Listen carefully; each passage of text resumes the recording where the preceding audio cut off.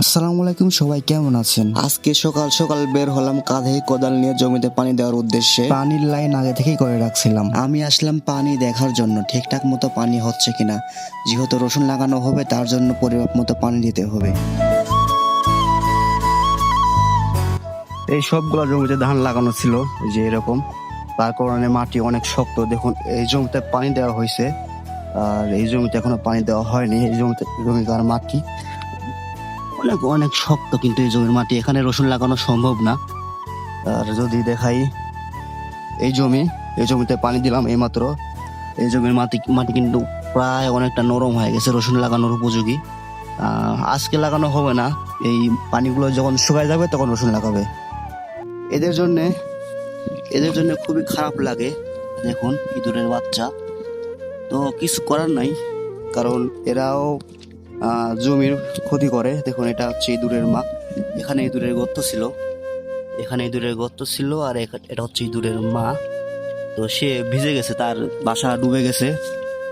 দেখুন, এখানে একটা ইঁদুরের বাচ্চা আছে। তো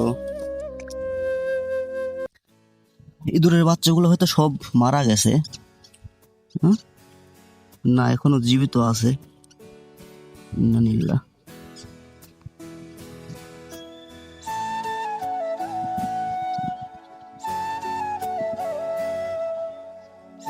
তো এইখানে দেখতে পাচ্ছি পেপার ছিঁড়ে গিয়ে পানি বের হচ্ছে। তো একটু পোয়াল হাতে নিলাম, পোয়াল নিয়ে ভালো করে শিপে দিলাম যাতে পানি বের না হয়। আর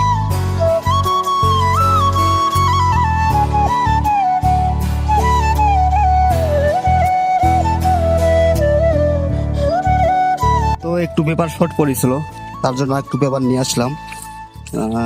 এখানে একটু শর্ট আছে, সামনে একটু শর্ট আছে, মানে ওখানে টান দিলে এখানে শর্ট পড়ে যাবে নি, তার জন্য একটু পেপার নিয়ে আসলাম জোড়া দেওয়ার জন্য।